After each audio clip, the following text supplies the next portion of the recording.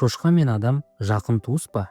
Желіде шошқа мен адамның ДНК-сы 98% ұқсайды деген ақпаратты кездестіруге болады. Сонда біз шимпанзеге емес, шошқаға жақын туыс болғанбыз ба? Барлық тірі тіршілік ортақ ата тектен тараған, бірақ олардың жақындығы әртүрлі. Жануарлардың туыстығын сыртқы белгілеріне қарап анықтау қателіктерге әкеледі. Мысалы, кит суда жүрген балықтарға ұқсағанымен, оның ең жақын туысы бегемот. Генетика тұрғысынан пайыздар емес, генетикалық салыстыру қалай жүргені маңыздырақ. Мысалы, жоғарыдағы 98% ұқсастық шошқа мен адамдағы бірдей ген түрлерін салыстырғанда шығатын көрсеткіш. Бұл гендер барлық сүтқоректілерге ортақ, бірақ ол туыс дегенді білдірмейді. Өйткені бұл гендер әртүрлі жерлерде орналасқан, сипаты да алуан түрлі. Мысалы, егер моторы дөңгелегі бар деген сипатпен салыстырсақ, ұшақ пен мотоцикл ұқсас деп айтуымызға болады. Алайда дөңгелектің саны, қайда орналасқаны, моторының сипатын қатар қойған кезде екеуінің арасындағы айырмашылықтар алыстай береді. Ал кодталатын гендер бойынша салыстырғанда шошқаның адаммен ұқсастығы 84%. Оған мутациялар мен хромосома құрылымындағы айырмашылықтарды қоссақ,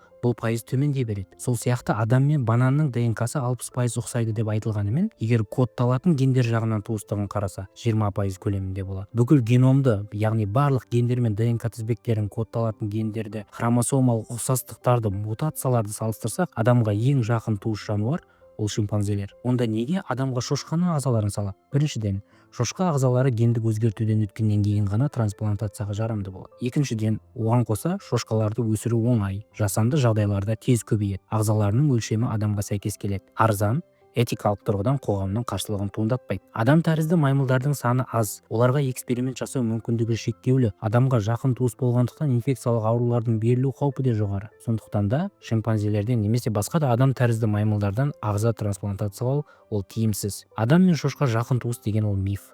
Ақпаратты бұрмалау. Арнаға жазылып, кір қалдырып кетіңіздер.